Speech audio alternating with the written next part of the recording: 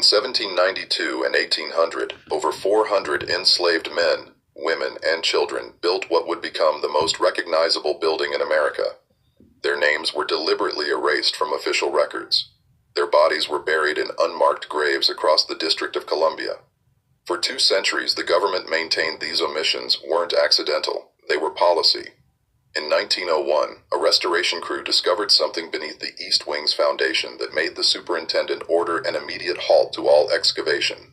The workers were sworn to silence. The discovery was re-earied within hours.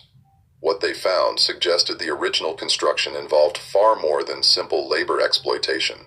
It pointed to systematic concealment of deaths that occurred under circumstances the young republic could never afford to acknowledge. Tonight, you'll hear what those records actually contained. Before we continue with the story of how America's greatest symbol was built on suffering deliberately hidden from history, I want to ask you something. If you're listening from Washington, D.C., Virginia, Maryland, or anywhere in the United States, leave a comment telling us where you're from. These stories belong to all of us, and knowing where our listeners are connecting from makes this community even stronger. Now, subscribe to Liturgy of Fear so you never miss the dark chapters of American history they tried to bury. Let's uncover the truth together. The discovery in 1901 wouldn't be the last time someone stumbled onto evidence of what really happened during those 8 years of construction. But to understand why those findings were so dangerous, you need to know how the project began and who was really forced to build it. Philadelphia served as the nation's capital in 1790, but the Residence Act passed that July mandated a new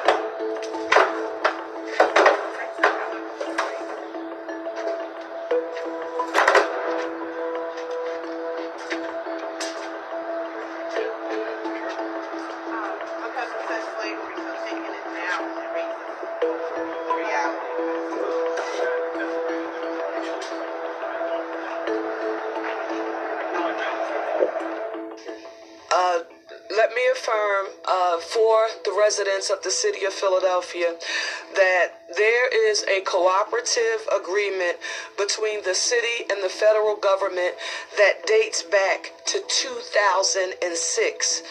That agreement requires parties to meet and confer if there are to be any changes made to an exhibit.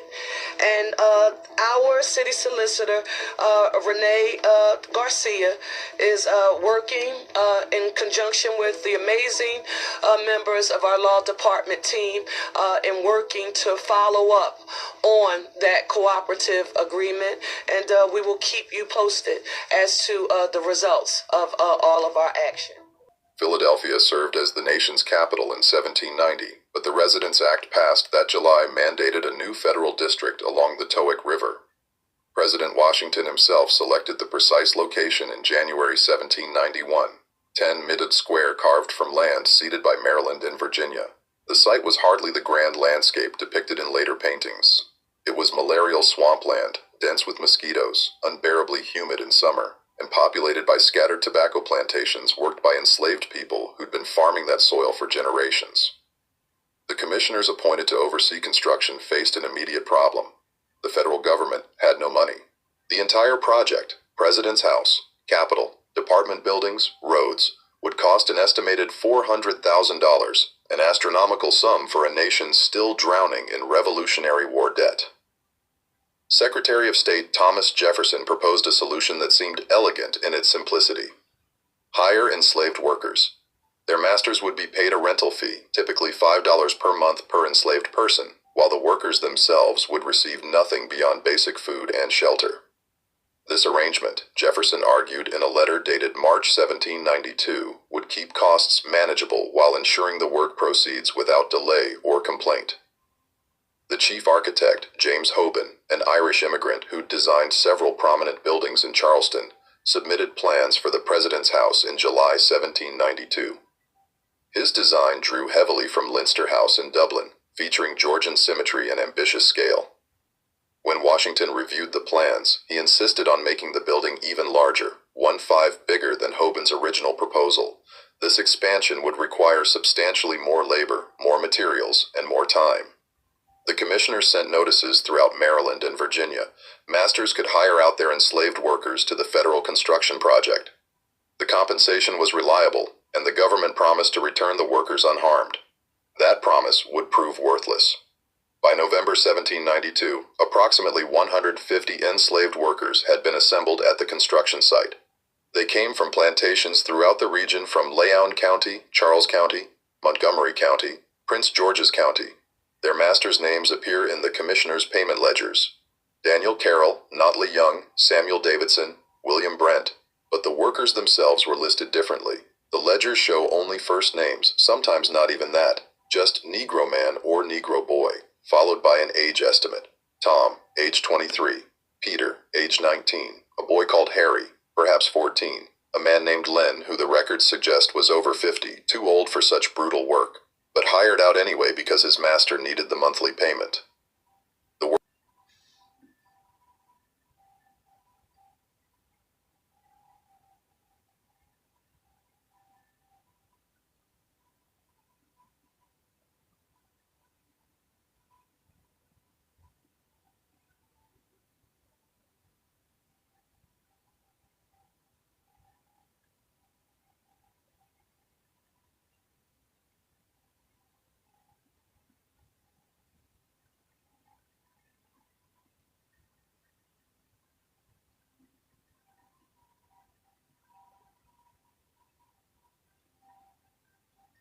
President George Washington had slaves.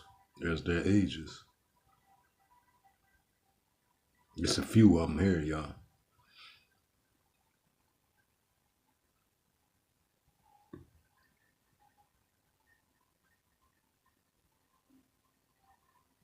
Enslaved people in the president's house were also separated from their families back at Mount Vernon. By the time of the presidency, Washington had determined not to break up families through cells, but he had no objection to separating them physically. Christopher said, another enslaved people who act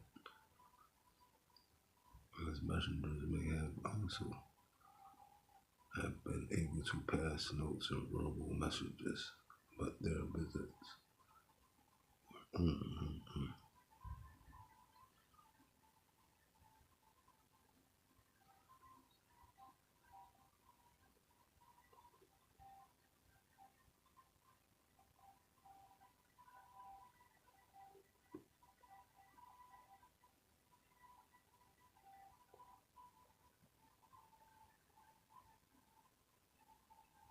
First President House from 1789 to the early 1790.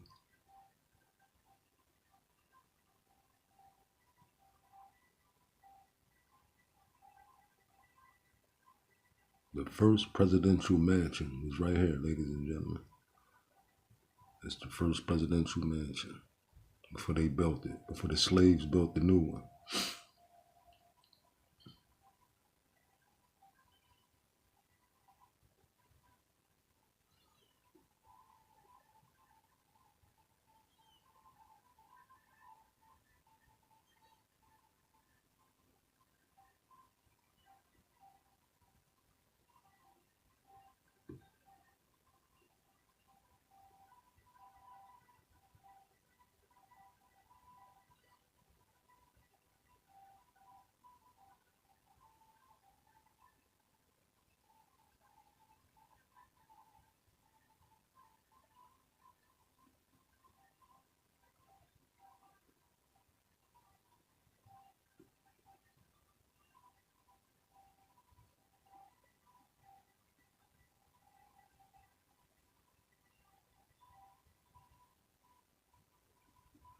to free school.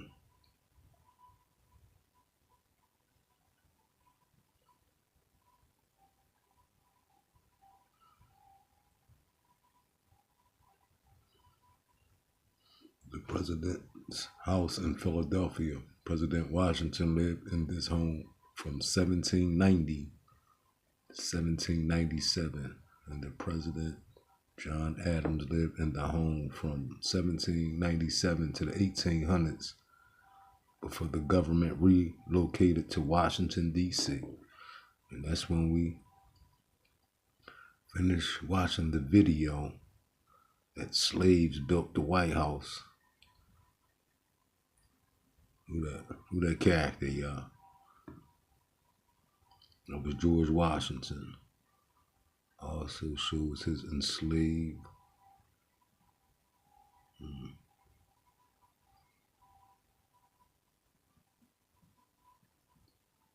manservant.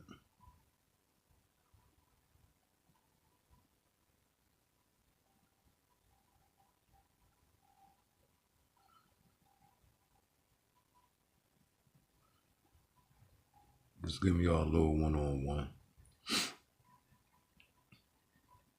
Of George Washington in the White House.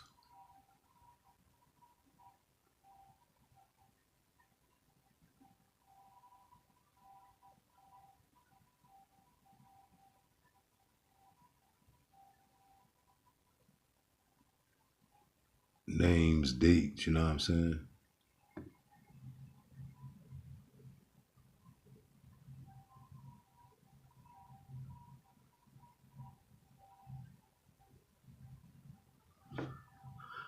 Was approaching. The first task involved clearing the site, removing trees, draining swampland, excavating the foundation.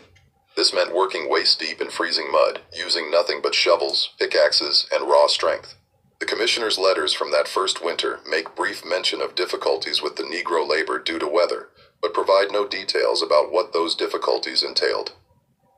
A note dated December 14th, 1792, refers to the replacement of 3 workers who could not continue without explaining why they couldn't continue or what happened to them.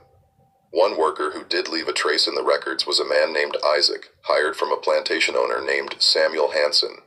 Isaac was a skilled carpenter, one of several enslaved craftsmen brought to the project because their expertise was essential.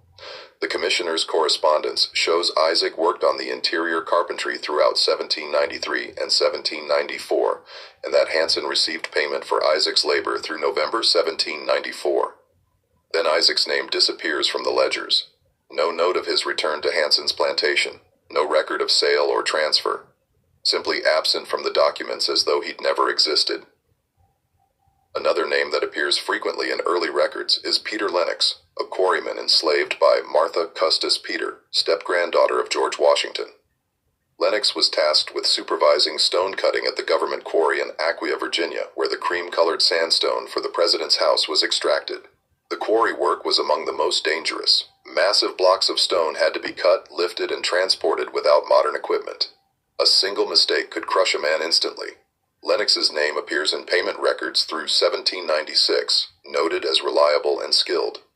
After 1796, he too vanishes from documentation. The commissioners, Thomas Johnson, Daniel Carroll, and David Stewart rotated through various appointments, but their correspondence reveals a consistent anxiety about the project timeline. President Washington wanted the house completed before his term ended in 1797. This pressure translated into grueling work schedules for the enslaved laborers. Letters between the commissioners and Hoban reference working from dawn until dark when weather permits and double crews on foundation work to meet deadlines. These brief mentions hint at the reality. 16-hour days, 7 days a week during good weather with no compensation beyond minimal food. The living conditions were equally harsh. The enslaved workers were housed in temporary wooden structures near the construction site, crude barracks that offered little protection from the elements. An expense record from March 1793 notes the purchase of straw for Negro quarters, suggesting they slept on the ground with only straw for bedding. Another entry from August 1793 authorizes the purchase of salt fish and cornmeal for feeding Negro workers. The cheapest possible provisions, no meat, no vegetables, just enough to keep them working. Disease was inevitable. The swampland bred malaria, typhoid, dysentery. The commissioner's letters occasionally mentioned sickness among the workforce, always framed as an inconvenience to the construction schedule. A note from June 1793 complains that the flux has taken hold among the Negro laborers, reducing our available workforce by nearly a third. The flux, dysentery, could kill within days if severe. The letter says nothing about treatment or recovery, only about the delay it caused. Medical care for enslaved workers was minimal at best. The commissioners hired a physician named William Thornton to attend to workers, but his compensation records show he was paid far less for treating enslaved workers than for treating free white laborers. More tellingly, Thornton's bills show dramatically fewer visits to enslaved workers, despite their larger numbers. When an enslaved person fell too ill to work, the most common solution was to send them back to their master and hire a replacement. This practice left no paper trail of what happened to those who were returned, whether they recovered, whether they died, whether they were sold off to recoup the lost rental income. The Scottish stonemason Colin Williamson kept a more detailed record than most. Williamson supervised much of the stonework and maintained a diary that survived in his family's papers until donated to the Library of Congress in 1968.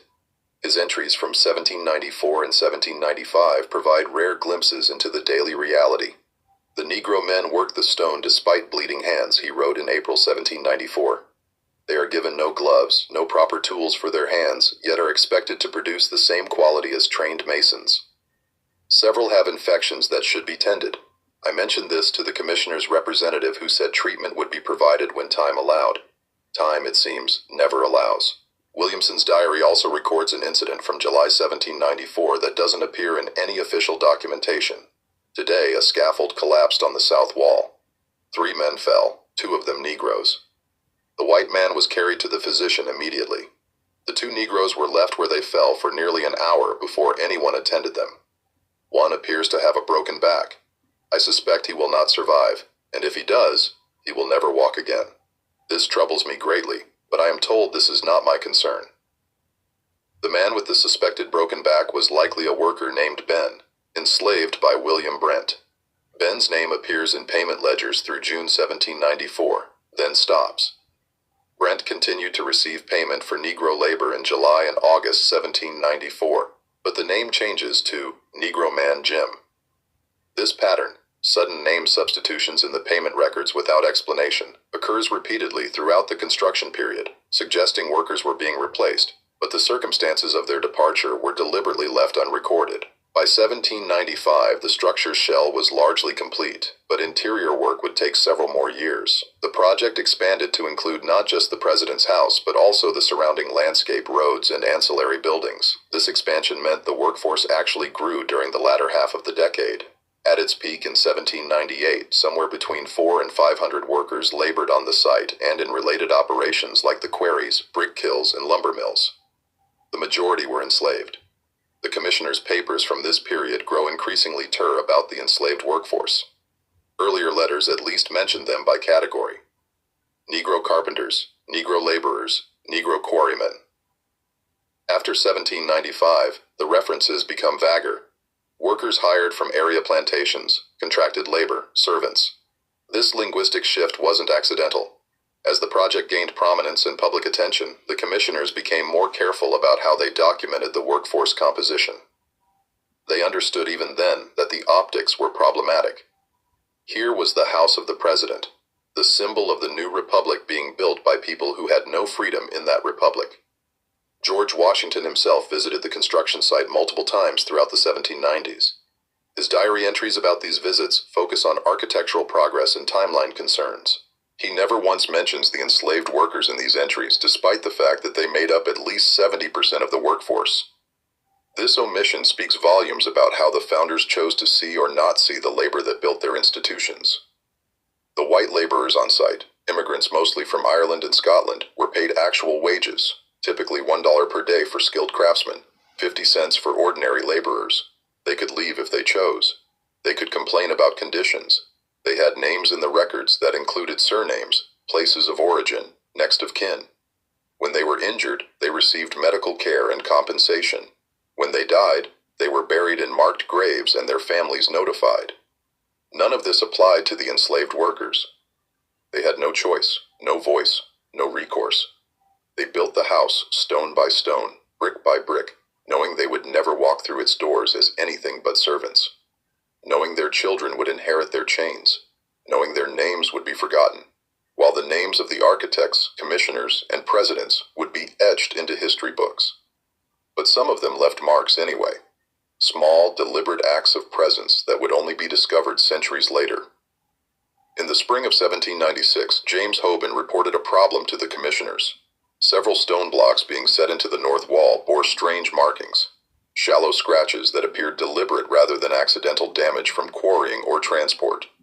Hoban's letter dated April 3, 1796, describes them as crude symbols or letters, purpose unknown. He asked whether the blocks should be replaced or simply turned inward so the markings wouldn't be visible. The commissioner's reply, dated April 10th, instructs Hoban to turn the stones inward and continue construction. The markings are likely meaningless scratches from handling. The letter states, there is no need to delay work for such trivialities. The incident was considered closed, but the markings weren't meaningless. They were names. Enslaved workers with stone-cutting skills had carved their names, or sometimes just initials, into blocks they'd shaped. The carvings were subtle, easily dismissed as accidental marks unless you knew what to look for. They were acts of extraordinary courage, because if discovered during the carving, the punishment would have been severe. But they did it anyway. These men whose names appeared in ledgers only as Tom or Peter or Negro Man. They carved thus and Pull and sometimes full names like Isaac into stone, then sent those stones to become permanent parts of the president's house. It was their way of saying, we were here, we built this, remember us. Hoban never reported finding additional marked stones, which suggests either he stopped noticing or stopped reporting. Given the commissioner's dismissive response, the latter seems more likely. Why bother the commissioners with something they'd already deemed irrelevant? The marked stones weren't discovered again until 1902 during Theodore Roosevelt's renovation of the building. Workers removing plaster from interior walls found the stones with their carvings turned inward exactly as Hoban had been instructed to place them. The renovation supervisor, a man named Charles McKim, made a note of the discovery in his private records, found various stones with crude markings on interior faces. Some appear to be initials or names, origin uncertain, likely made by workers during original construction. McKim's note suggests he understood the significance, but no official report was ever filed. The stones remained in place, hidden behind new plaster, but the marked stones were only a small part of what had been deliberately concealed. The more significant hiding began in the summer of 1797, following an incident that could have destroyed the project's already fragile reputation.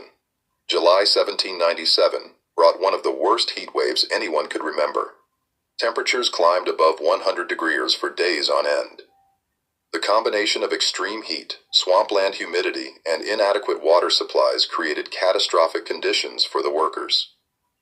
Within 2 weeks, dozens of enslaved laborers fell ill with what the commissioner's correspondence refers to vaguely as summer fevers. The commissioners sent urgent letters to plantation owners. Your workers have taken sick and cannot continue. Send replacements. These letters are unusually numerous for late July and early August 1797. At least 23 survive in the archives. Each requests immediate replacement workers, which suggests the number of sick workers exceeded 23, possibly by a substantial margin. What happened to those workers? The commissioner's papers contain no follow-up correspondence explaining their fate. The plantation owner replies where they survive are Turk acknowledged, replacements sent. No mention of the sick workers being returned. No mention of their recovery or death. Nothing. Colin Williamson's diary entries from this period are harrowing. The sickness spreads through the Negro quarters like wildfire. He wrote on July 23, 1797, I have seen at least a dozen men too weak to stand, yet there is no physician attending them. They lie in those wretched barracks burning with fever, and no one seems concerned except to determine when replacement workers will arrive. I asked the commissioner's man what provisions have been made for treatment. He told me the sick ones have been moved to an isolated area to prevent contagion spreading to the other workers. When I asked where this isolated area was, he became evasive and told me it was not my affair. Williamson's entry from July 28th is more disturbing. I have learned where the sick are being kept. There is a hastily constructed shed near the old kiln site, perhaps a 4-mile from the main construction. I walked there this morning despite being told to keep to my assigned area. What I found troubles me deeply. At least 20 men lie in that shed with almost no care. One woman, a young girl, really cannot be more than 16, tends to them as best she can with nothing but water and rags. The heat inside that shed is unbearable. Many of the men are clearly dying. I confronted the overseer about this barbaric treatment and was told quite plainly that the commissioners cannot afford to halt construction for illness, that the sick will either recover or they won't, and that my job is stonework, not nursing. I feel ashamed to be part of this enterprise. The young girl Williamson mentioned appears nowhere in official records. Enslaved women worked on the project too, primarily as cooks and lauresses, but their presence is barely documented.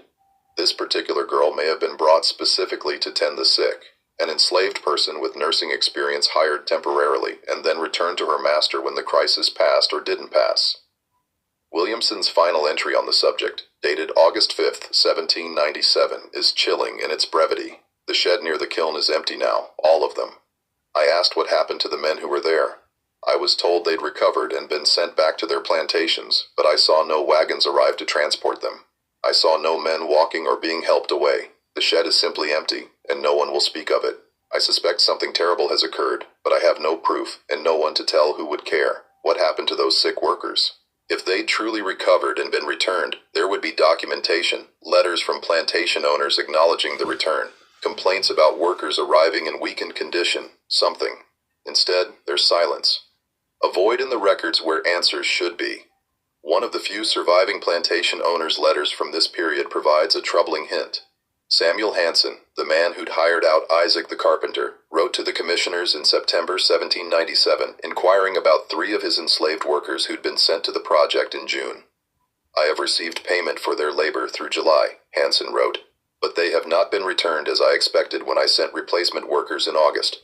I would like to know their whereabouts and when they might return, as I have need of them for harvest work. The commissioner's reply, dated September 18, 1797, is maddeningly vague. The workers to which you refer were afflicted with summer illness and could not continue. Arrangements were made for their care. We will inquire into their present situation and inform you accordingly. No follow-up letter exists to show whether the commissioners ever provided that information. Hanson's subsequent correspondence contains no further mention of those 3 workers, which suggests either he received a private verbal response or he gave up asking. But some plantation owners didn't give up.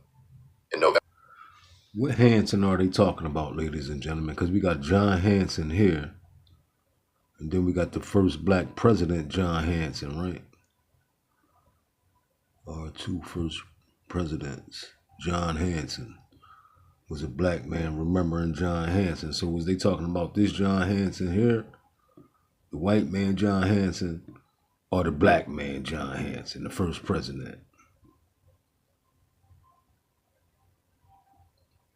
Which one we talking about, y'all? What Hanson we talking about?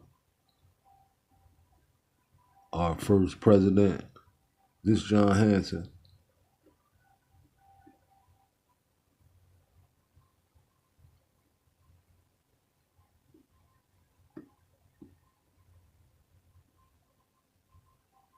You got to be talking about the white John Hanson, right? But we know the black John Hanson, right? It's here. John Hanson. Right here. They tried to say Abraham Lincoln was black. He do look black. But John Hanson on the back of a $2 bill, they were saying right here.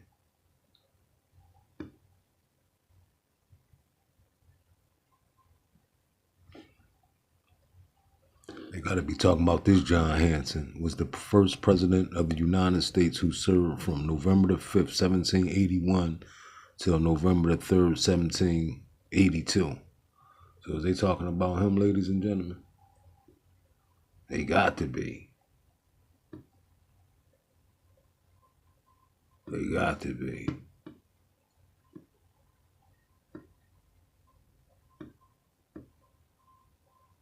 John Hanson, 2 of them.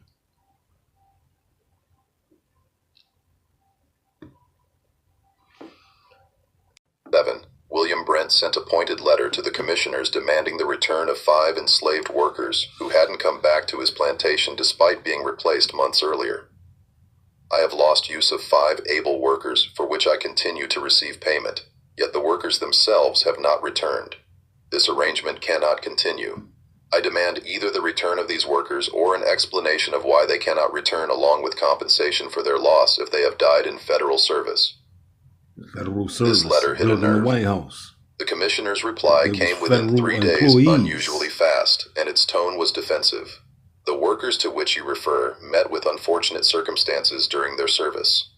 Death occurred despite best efforts at treatment. We regret this outcome, but note that the work they were engaged in carried inherent risks which were known when they were contracted. Payment to you for their They labor were will slaves. cease as of November 1st, 1797. No additional compensation can be provided. So at least 5 of Brent's workers had died. The commissioners admitted as much when forced to, but no details were provided about how they died, where they were buried, or whether their families were notified. The letter treats their deaths as an unfortunate but unremarkable business matter. The workers died, the rental payment stopped, the matter was closed. How many others died? The commissioner's admission regarding Brent's 5 workers suggests deaths occurred but were being deliberately obscured in the records. If deaths were mentioned only when a plantation owner specifically demanded answers, how many deaths went entirely unreported because no one withstanding bothered to ask? Right. The architectural historian who would later analyze these documents, a man named Benjamin Latrobe Jr., son of the famous architect, estimated in an 1882 private letter that between 30 and 50 enslaved persons likely perished during the president's house construction, though official records acknowledge no such thing. Latrobe based this estimate on gaps in the payment ledgers, sudden name substitutions, and the unusually high number of replacement workers requested during certain periods, particularly summer 1797. But even Latrobe's estimate might be conservative. If 50 people died during 8 years of construction with hundreds of workers employed, that would actually be a remarkably low mortality rate given the conditions. Other large construction projects of the era, canals, fortifications, harbor works, regularly saw mortality rates of 10 to 15% among enslaved workers. If that rate applied to the president's house with an estimated 400 to 500 enslaved workers cycling through the project, the death toll could have been 40 to 75 people. Where were they buried? This question leads to the discovery that Superintendent made in 1901, the one that caused immediate halt to excavation and sworn secrecy among the workers. The restoration project that year involved reinforcing the East Wing's foundation. Workers dug down to expose the original foundation stones laid in 1792. About 6 feet below the current ground level, they found bones, human bones, at least a dozen skulls, according to the superintendent's private notes, along with numerous other bones that appeared to have been buried hastily and without ceremony. No coffins, no markers, just bones in the dirt beneath the building's foundation. The superintendent, a man named Henry Reed, immediately recognized the implications. If news spread that human remains had been found buried in unmarked graves beneath the White House, it would trigger investigations, questions, and potentially massive public scandal. Reed made a decision that afternoon. Rebury the bones exactly where they'd been found, tell no one outside the work crew, and continue with the renovation in a different area of the foundation. Reed kept a personal diary, which his descendants donated to the National Archives in 1978. His entry from October 12, 1901, describes the discovery in detail. We found them approximately 6 feet down, just outside the original eastern foundation line. The bones were mixed together with no attempt at proper burial I could discern. Some skulls showed damage consistent with trauma, though I am no medical expert. We counted at least 12 skulls, possibly more, as some were fragmentary. The Negro workers on our crew became very quiet when we uncovered them. One old man, a fellow named Joseph, who's worked on the grounds for 40 years, said he'd heard stories from his grandfather about workers buried near the house during original construction. He said his grandfather called them the Forgotten Ones. We reread everything before day's end. I instructed all workers that nothing was found, and that anyone speaking of this discovery would be immediately dismissed. I then moved the foundation work to the western side. I could not risk this becoming public knowledge. I confess I felt quite ill all evening thinking of those poor souls buried like refuse beneath this great house. Reed never filed an official report about the discovery. He never told the president's staff or the Interior Department. He simply ensured the bones remained hidden and took the secret to his grave in 1924. Only the discovery of his diary decades later revealed what had been found and buried again. The bones raised terrible questions. If enslaved workers had been buried right outside the foundation, had they died during construction and been disposed of as quickly and quietly as possible? Were these some of the workers who disappeared from the records in summer 1797? Were there more burial sites elsewhere on the grounds that had never been discovered? Reed's diary mentions that the bones showed damage consistent with trauma. This could mean many things: injuries from construction accidents, the physical toll of brutal labor, or even violence. The diary doesn't elaborate, and without proper forensic examination, which Reed refused to allow, the truth about how these people died would remain forever unknown. What is certain is that at least a dozen human beings were buried in unmarked graves on the White House grounds, and that this fact was deliberately concealed not just in 1797 but again in 1901, when the evidence was literally in hand.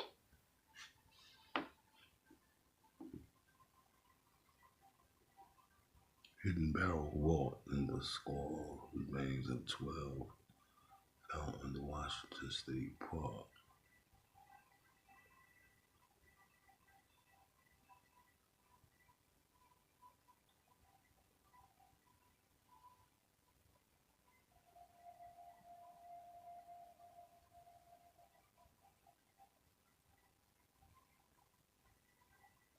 Yellow fever, the fuck?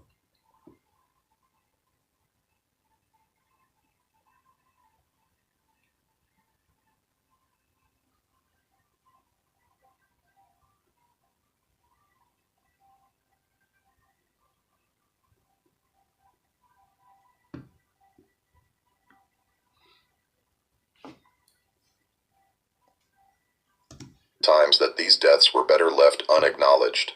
But the question of who made that decision in 1797, and whether the deaths were truly accidents or something worse, would haunt the project's later history. The president's house wasn't completed until November 1800, when John Adams became the first president to occupy it. By then, most of the enslaved workers who'd built it had been returned to their plantations scattered across Maryland and Virginia, their role in creating the building already being written out of the official narrative. The commissioner's final report on the project, submitted in December 1800, is a masterpiece of omission. It details every architectural feature, every cost, every challenge overcome. It praises James Hoban's design and George Washington's vision. It thanks the skilled craftsmen who brought the building to life. It never once mentions that the majority of those craftsmen were enslaved people who received no payment, no recognition, and in some cases, no burial. Wow. Thomas Jefferson moved into the house in March 1801 after his inauguration. Jefferson brought his own enslaved workers from Monticello, cooks, servants, laborers, to maintain the grounds. For Jefferson, the presence of enslaved people in the building wasn't ironic or contradictory. It was simply the way things were. He wrote eloquently about liberty while surrounded by people who had none, and he never seemed to grasp the profound dissonance in this arrangement. We did George Washington because we all know all these founding fathers had slaves, right? Now, this Thomas Jefferson. These truths to be self-evident that all men are created equal, that they are by their creator with certain aligned rights. Well, these are life, liberty, and the pursuit of happiness. But yet you had slaves, goddammit. This was in 1776. But yeah, let's see what's happening.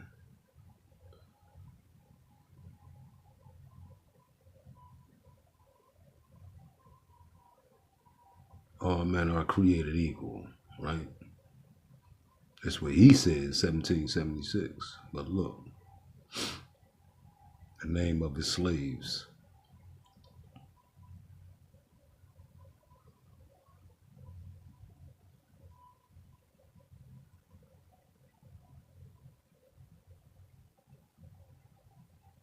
That's another video for another time. Y'all know Dr. King was named after a white man.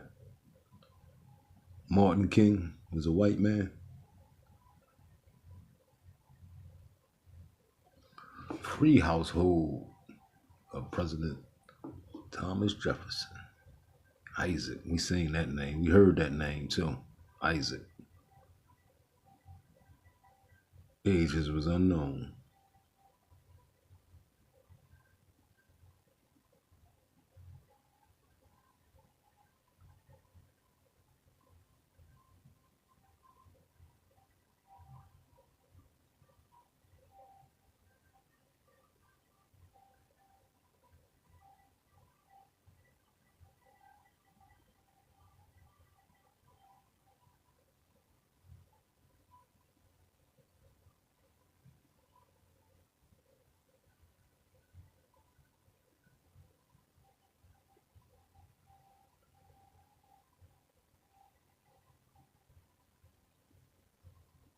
was fucking them slaves, having kids by them.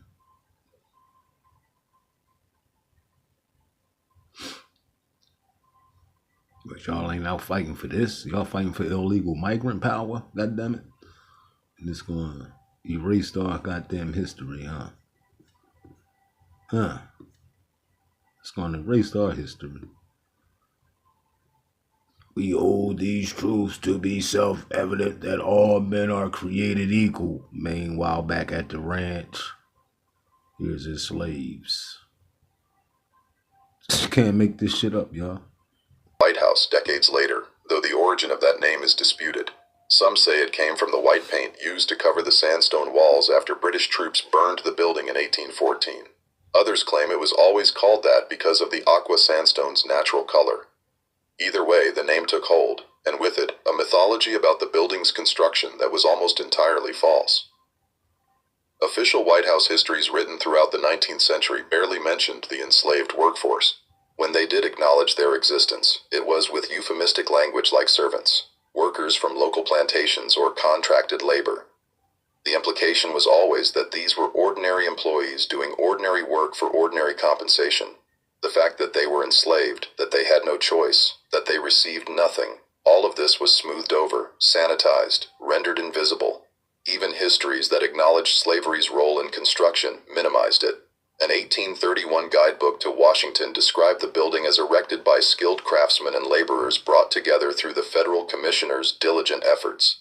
Technically true, but brought together makes it sound like a voluntary collaboration rather than coerced labor. The guidebook's author, a man named Jonathan Elliott, certainly knew the truth. He'd researched the commissioner's papers, but he chose language that wouldn't disturb readers' patriotic pride in the building. This pattern of selective memory continued through the century when major renovations occurred in the 1820s, 1830s, and 1860s. Newspapers covered them extensively, but never thought to investigate who'd built the original structure or under what conditions. When presidents gave tours and speeches about the house's history, they spoke of architectural influences from Irish and Scottish traditions, but never mentioned the African hands that actually constructed the walls. Some people knew the truth, though. They just didn't have platforms to share it. Among the enslaved community in Washington and surrounding areas, the story of the building's construction was passed down through generations. Elderly people who'd worked on the project told their children and grandchildren what it had really been like. They described the heat, the sickness, the friends who disappeared and never returned. They talked about the bones buried on the grounds, the marked stones hidden in the walls, the names that no one would remember. One of these stories was preserved in a remarkable document discovered in 1978. Among papers donated to Howard University was a handwritten narrative by a woman named Celia Robertson, born into slavery in 1819. Robertson's grandfather, Thomas, had worked on the president's house construction in the 1790s. She wrote down his stories as he told them to her in the 1840s, creating one of the only first-hand accounts of what the work was actually like. Thomas's stories, filtered through his granddaughter's memory and writing, paint a picture that's far darker than any official history. Grandfather Thomas said they worked until their hands bled and their backs couldn't straighten. He said the white overseers didn't see them as men, but as tools like the hammers and saws. When a tool broke, you got another. When a man fell, you got another man. He said they buried friends in the night when no one was watching, said prayers over them that nobody wrote down. He said his friend Peter carved his name in a stone and told Thomas, "They'll forget us, but the stone will remember long after we're gone. Our names will be in those walls even if nobody can see them." Grandfather cried when he told me that. He said Peter never came home from the work, said he got sick one summer and they took him away and that was the last anyone saw of him. Celia Robertson's account continues with stories of her grandfather's trauma from the experience. He had nightmares about the house for the rest of his life. Those walls even if nobody can see them. Grandfather cried when he told me that. He said Peter never came home from the work, said he got sick one summer and they took him away and that was the last anyone saw of him. Celia Robertson's account continues with stories of her grandfather's trauma from the experience. He had nightmares about the house for the rest of his life. She wrote he'd wake up shaking, saying he could still hear the sounds of men dying in that shed where they put the sick ones. He said he tried to help them, tried to bring them water, but the overseers wouldn't let him near. He said you could hear them calling out for their mothers, for their wives, for water, for mercy. He said the sound stopped after a few days and then the shed was empty and nobody would say what happened to those men. Thomas also described the incident that left several workers dead from a scaffolding collapse, confirming Colin Williamson's diary entry. Grandfather said he saw the scaffold break and 3 men fall, 1 white man and 2 colored. The white man was carried away and tended to immediately. The 2 colored men lay there broken on the ground for near an hour before anybody even looked at them. One man had his leg twisted wrong and kept screaming. The other wasn't moving at all. Finally, they carried them both to the shed. He never saw either of them again. Robertson's document wasn't publicly known until it was discovered among Howard University's archives and written about in an obscure academic journal in 1982. Even then, it received little attention. The mainstream historical community largely ignored it, perhaps because it contradicted the more comfortable narrative about the building's origins that had been established over nearly 2 centuries. But the document raised important questions. If Thomas's memories were accurate, and there's no reason to think his granddaughter fabricated them, then the official record had deliberately obscured numerous deaths and terrible working conditions. The shed where they put the sick ones matched the location Colin Williamson described in his diary. The scaffolding incident matched Williamson's account almost perfectly. Thomas's stories and Williamson's contemporary observations were corroborating each other across decades. This convergence of evidence suggested something historians had long suspected but could never quite prove. The president's house construction involved significant loss of enslaved lives, and those losses were systematically erased from the historical record. The physical evidence supported this conclusion too. In 1978, the same year Robertson's account was discovered, a team of archaeologists conducted a survey of the White House grounds as part of a comprehensive historical documentation project.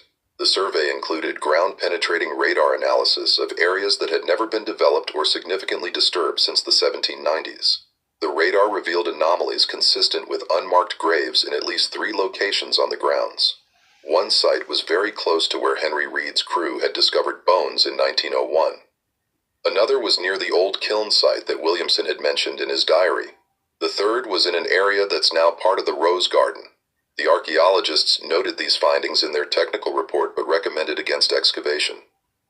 Given the political sensitivity of potentially discovering human remains on the White House grounds, the report stated, and the fact that any such remains would likely be enslaved individuals buried without ceremony or record, we recommend these sites be left undisturbed and marked as potentially sensitive areas for future reference.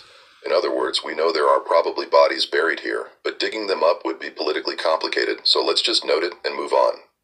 This decision, like Henry Reed's decision in 1901 and the commissioner's decisions in the 1790s, prioritized institutional reputation over historical truth and human dignity. The people buried in those unmarked graves had been forgotten in death, just as they'd been exploited in life. Even when evidence of their existence surfaced, the response was to rebury it, literally or figuratively. The architectural historian who'd estimated 30 to 50 deaths, Benjamin Latrobe Jr., became obsessed with uncovering the true toll. After reviewing the surviving commissioner's papers in the 1880s, Latrobe began corresponding with elderly African-Americans in the Washington area, trying to collect oral histories before that generation passed away. He managed to record accounts from 17 people whose grandparents or great-grandparents had worked on the president's house construction. Their stories were remarkably consistent. All mentioned brutal working conditions, insufficient food and water, endemic sickness, and people who vanished from the workforce and were never heard from again. Several specifically mentioned the summer of 1797 as particularly deadly. One man told Latrobe, "My grandmother said her uncle went to work on the president's building and caught the fever that summer when it was so hot. The yellow She fever. said they took him to a place away from the others and her mother went looking for him but couldn't find where they'd put him. Later they told her he'd died and been buried, but they wouldn't say where. She looked for his grave for years but never found it." Wow. Latrobe compiled these accounts into a manuscript he hoped to publish as a corrective to the sanitized histories. He titled it, "The Hidden Cost: Enslaved Labor in the Construction of Federal Buildings," but no publisher would touch it. Latrobe tried for 5 years to get the manuscript published, but the rejections were unanimous. Too controversial, not appropriate for current readership, lacks sufficient documentation, and most tellingly would damage the reputation of venerable institutions. Latrobe died in 1887, bitter and frustrated. His manuscript remained unpublished until 1934, when a small academic press released it in an edition of just 500 copies. It sold poorly and quickly went out of print. The book is now extremely rare. Most copies were lost or destroyed over the years. Only about 24 copies are known to exist today. scattered among university libraries and private collections. Even when the truth was documented and available, it couldn't gain traction against the established narrative. Wow. The mythology of the White House as a symbol of democratic ideals and American values was too powerful, too important to national identity. Acknowledging that it had been built on the backs of enslaved people who died unmarked and forgotten. Wow. That acknowledgement would require confronting uncomfortable truths about the nation's founding that most Americans weren't ready to face. So, the truth remained buried, quite literally in some cases, beneath decades and then centuries of silence. The president's house wasn't completed until November 1800, when John Adams became the first president to occupy it. By then, most of the enslaved workers who'd built it had been returned to their plantations scattered across Maryland and Virginia, their role in creating the building already being written out of the official narrative. Wow. The commissioner's final report on the project, submitted in December 1800, is a masterpiece of omission. It details every architectural feature, every cost, every challenge overcome. It praises James Hoban's design and George Washington's vision. It thanks the skilled craftsmen who brought the building to life. It never once mentions that the majority of those craftsmen were enslaved people who received no payment, no recognition, and in some cases no burial. Thomas Jefferson moved into the house in March 1801 after his inauguration. Jefferson brought his own enslaved workers from Monticello, cooks, servants, laborers to maintain the grounds. It's crazy. For Jefferson, the presence of enslaved people in the building wasn't ironic or contradictory. It was simply the way things were. He wrote eloquently about liberty while surrounded by people who had none, and he never seemed to grasp the profound dissonance in this arrangement.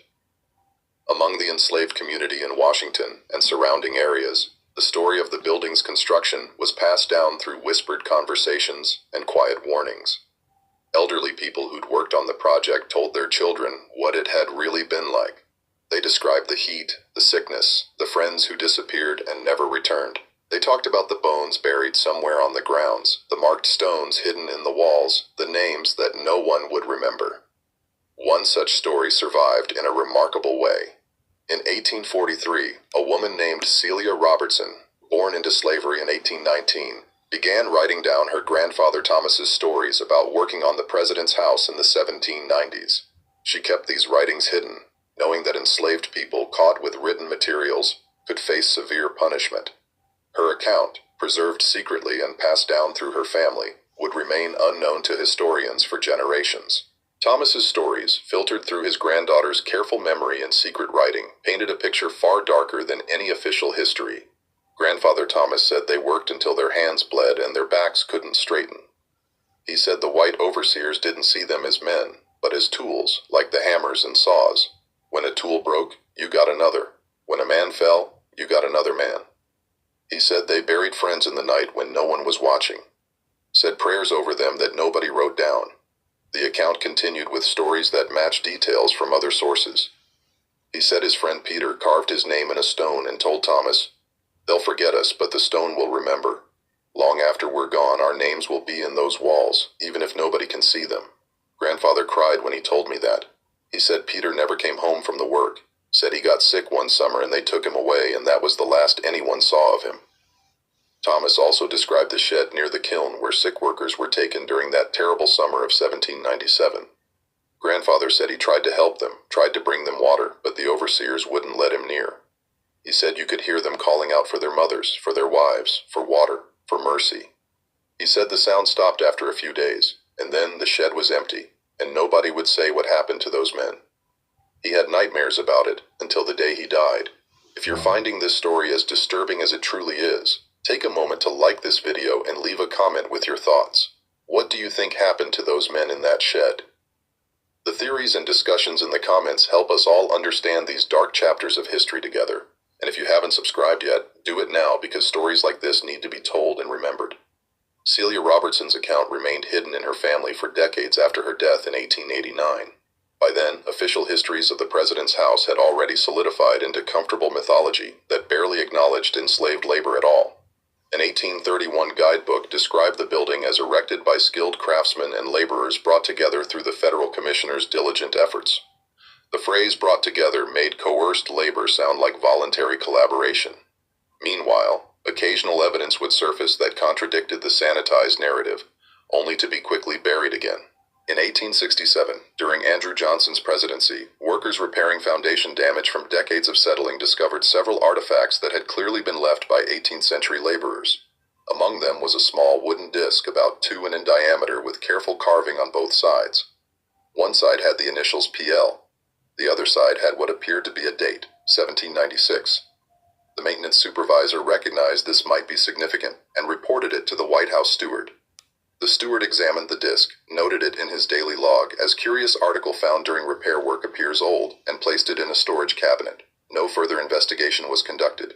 The disc sat forgotten in that cabinet while the man whose initials were carved on it, likely Peter But Lennox, in remained as 1776, forgotten as he'd Thomas been for Jefferson 70 said all years. men are created equal. That same year, We in the something else was 1800s, discovered that yeah. the White House steward did not record in his official log, though he mentioned it in a private letter to his brother, dated September 14, 1867.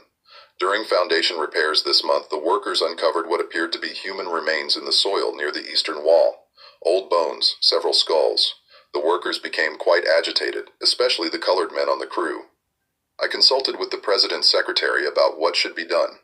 We agreed the matter was best handled quietly. The bones were re-earied in the same location, and the repair work continued in a different area. I suspect these were workers who died during original construction and were buried hastily on the grounds, but raising questions about this now would serve no good purpose and might cause unnecessary scandal. The steward's decision to rebury the bones and stay silent set a precedent that would be followed again decades later. The dead would stay buried. Wow. The questions would stay unasked.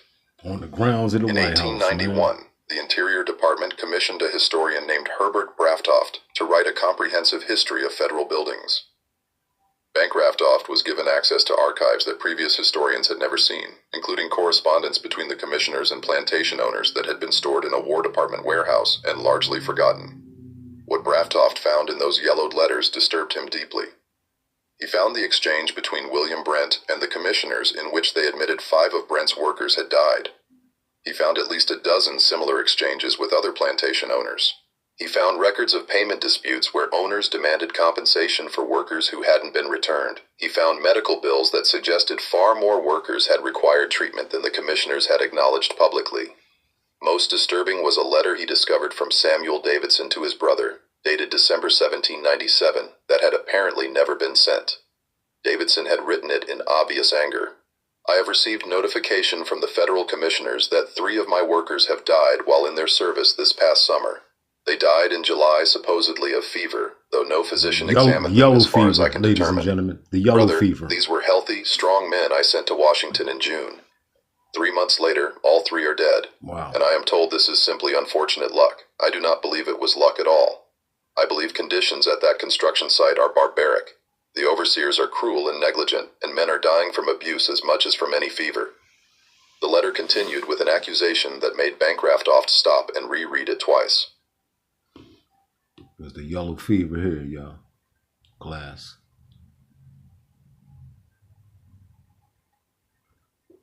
An epidemic. Yellow fever epidemic in the 1800s. Disrupted more than 100,000 to 150 deaths. 150,000 deaths.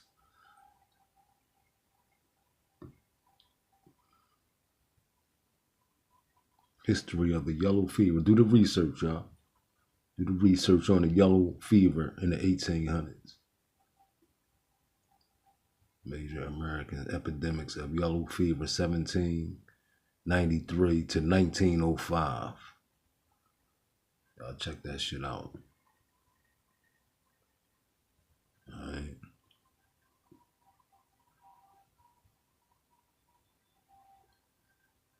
Y'all do the research on the yellow fever, all right? The 1878 yellow fever epidemic in Mississippi that spread it throughout the what? Colonies like COVID-19. Spoken with other owners who sent workers to that RSED project. William Brent lost 5 men, and was told nothing until he demanded answers. I spoke with Notley Young, who said at least a dozen of his workers came back sick and weakened, and 3 died within weeks of returning home. The true toll of this construction is far higher than anyone will admit.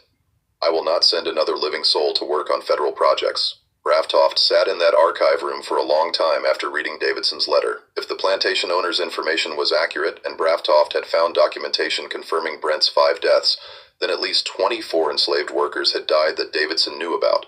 And Davidson explicitly stated, "The true toll is far higher than anyone will admit." Raftoft compiled his findings into a section of his manuscript titled "The Human Cost of Construction."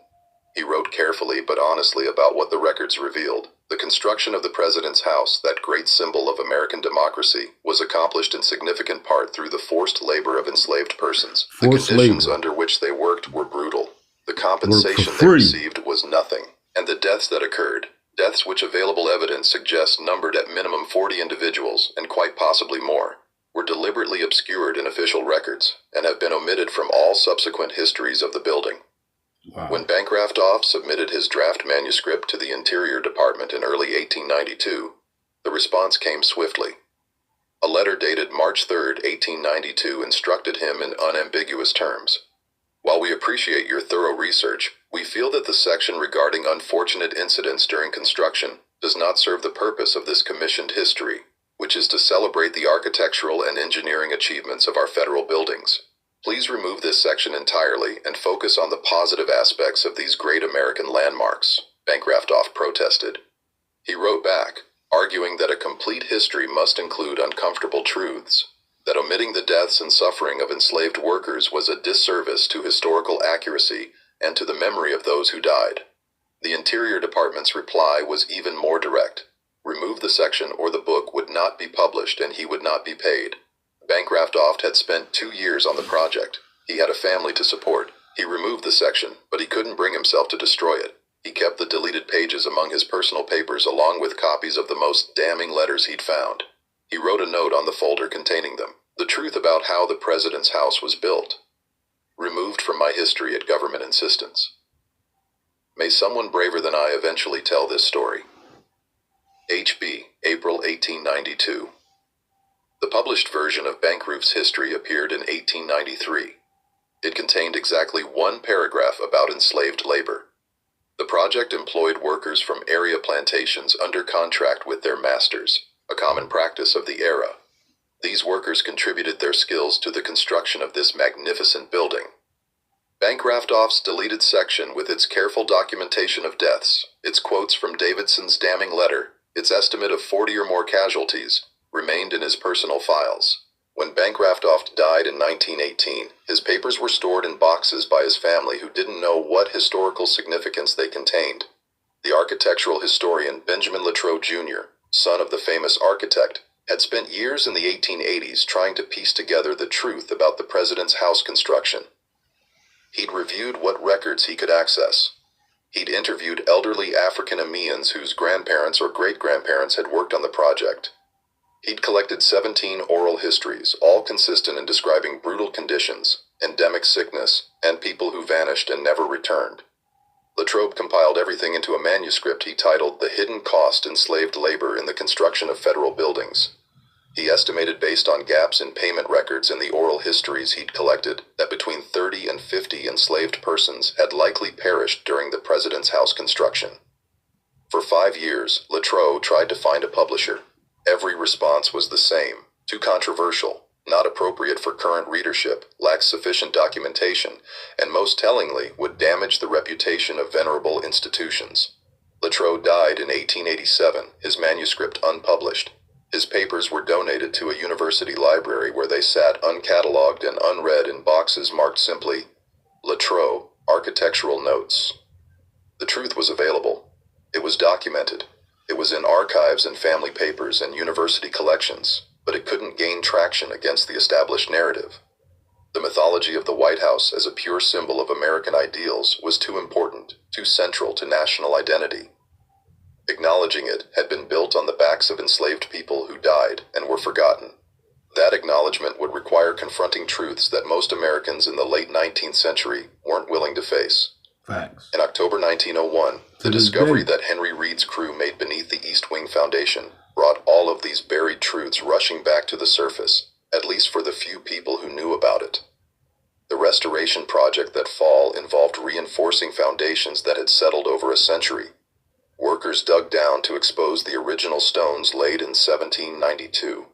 At approximately 6 foot below the current ground level, a worker's shovel struck something that wasn't stone or soil. He called his foreman over. They dug more carefully. Bones. Human bones. A skull. Then another. Then more. The foreman immediately stopped the crew and sent for Superintendent Henry Reed. Reed arrived within the hour and examined what they'd uncovered. At least a dozen skulls were visible, along with numerous other bones that appeared to have been buried hastily without ceremony. No coffins, no markers, no artifacts. Just human remains discarded in the dirt beneath the building's foundation. Reed was 53 years old and had worked on prominent buildings throughout Washington for 30 years. He understood immediately what he was looking at and what it meant.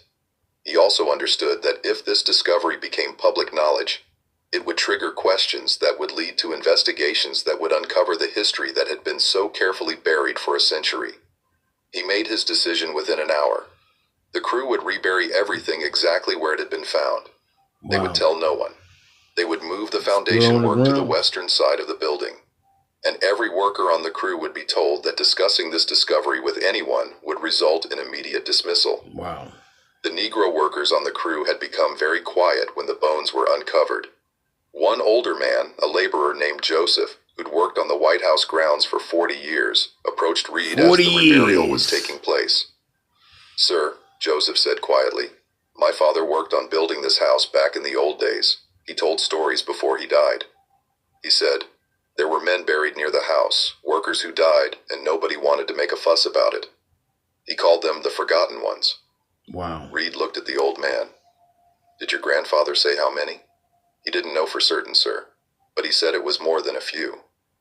He said there was a bad summer, terrible hot, and a lot of men got sick.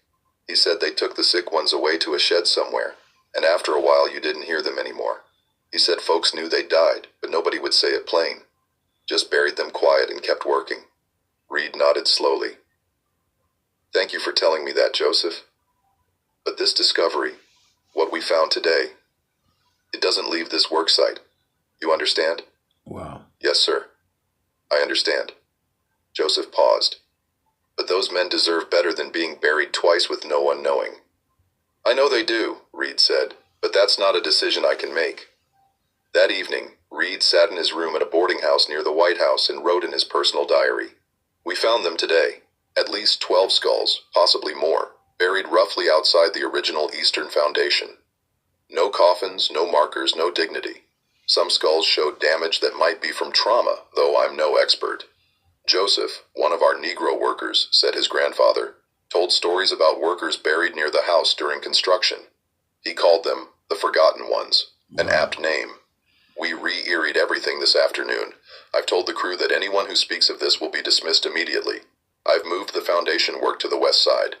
This discovery cannot become public knowledge, So it's on the east but I side of the confess White I felt House. ill all evening thinking of those souls buried like refuge east beneath this wing. great symbol of our republic."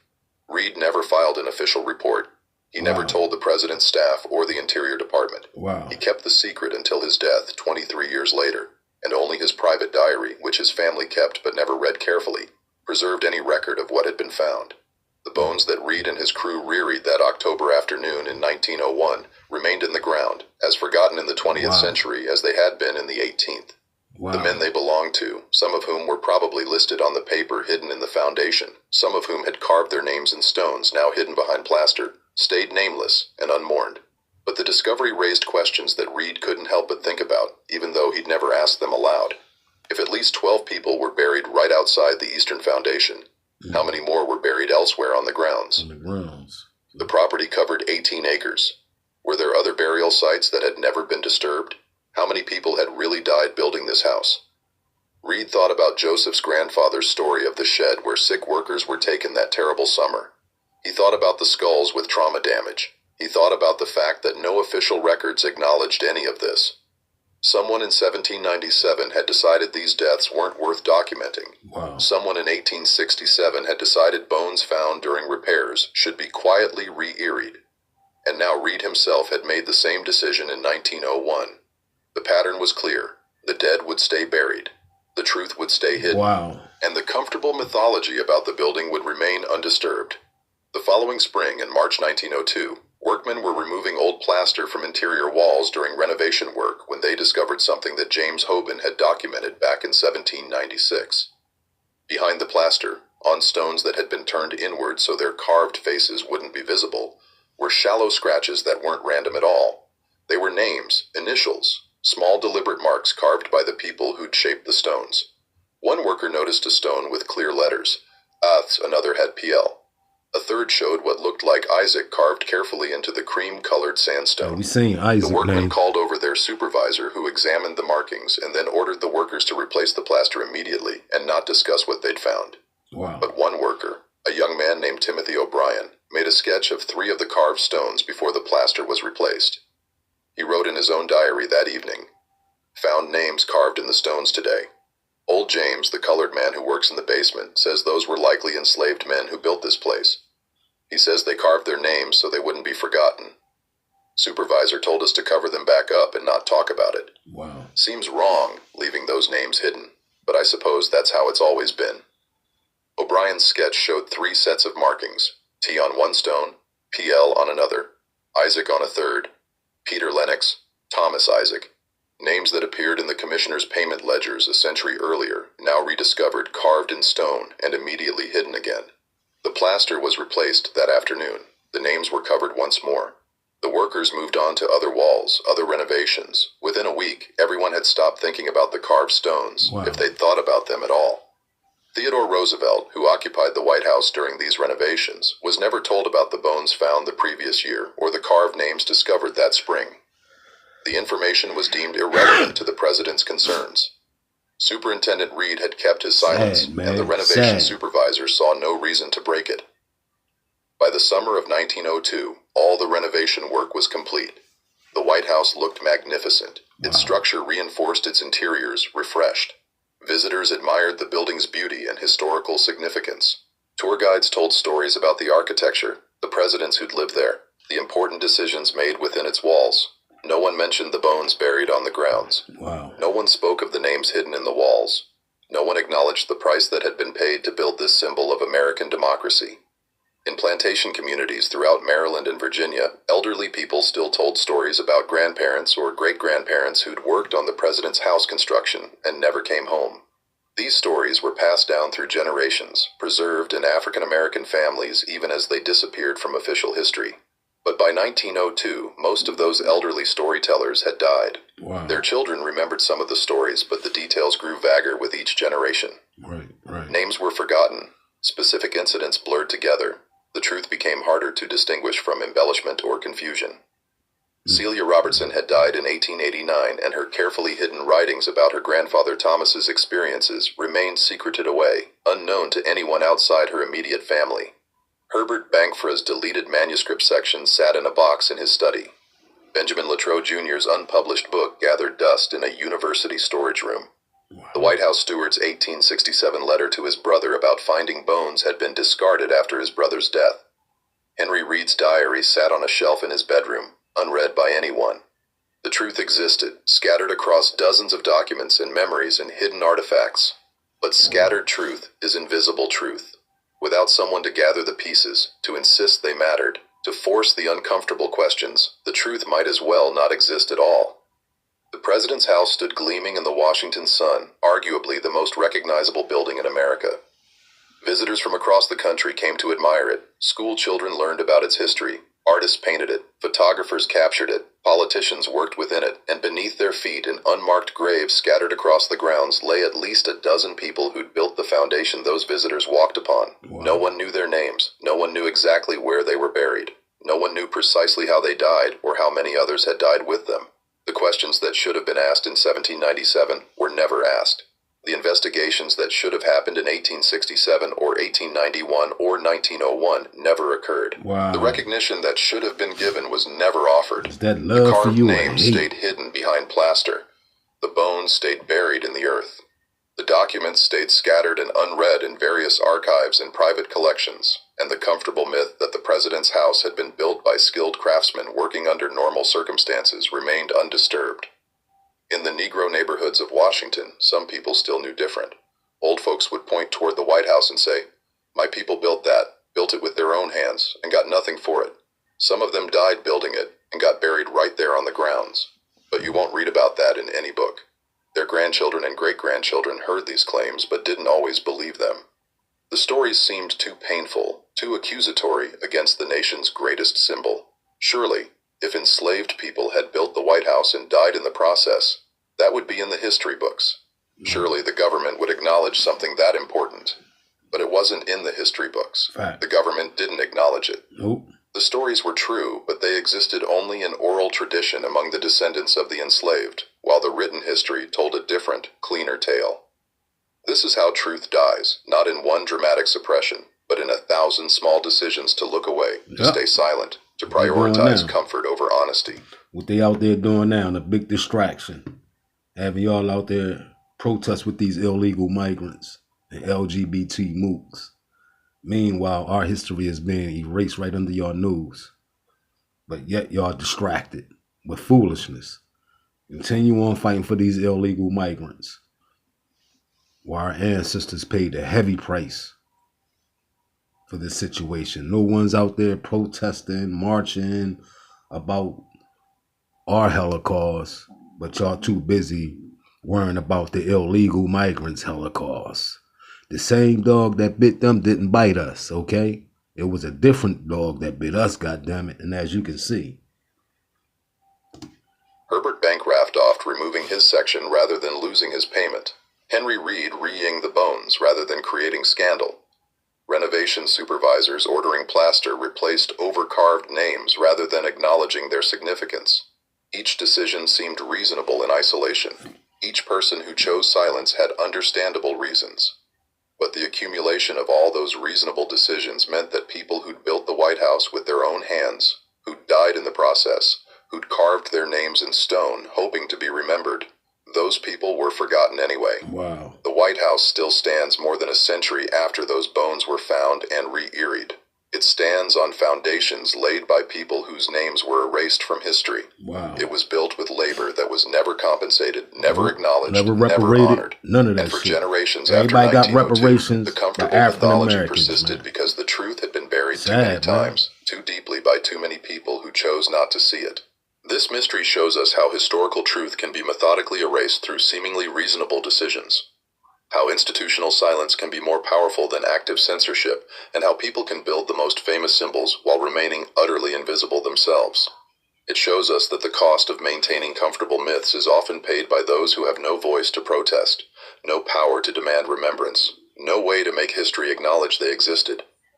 What do you think happened to all those workers whose names disappeared from the records? How many do you think really died? Leave your comment below with your theories. If you found this story as haunting as it truly is, subscribe to Liturgy of Fear, hit the notification bell, and share this with someone who needs to hear these forgotten stories. See you in the next video. Is that love for you or hate?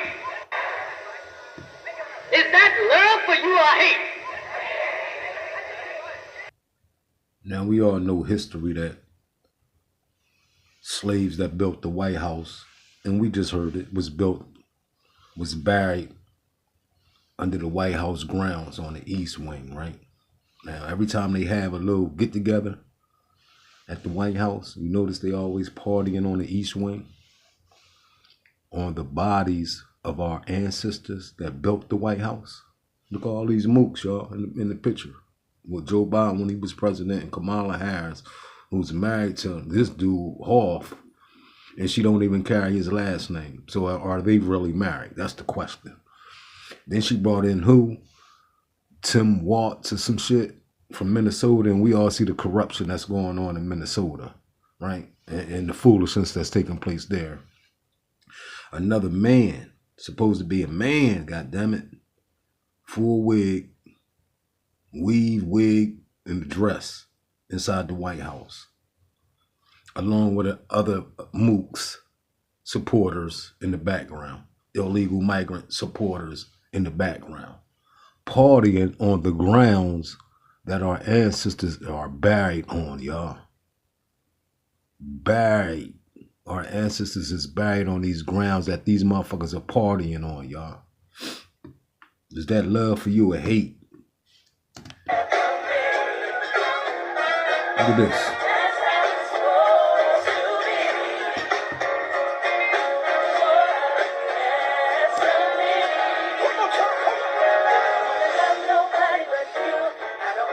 White House grounds. Look at this.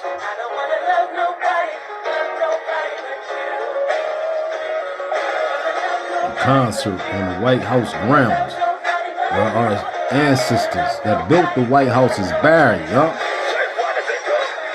And you mean to tell me don't nobody know this? This history? They know this history. Look at him. A dead man walking. Look.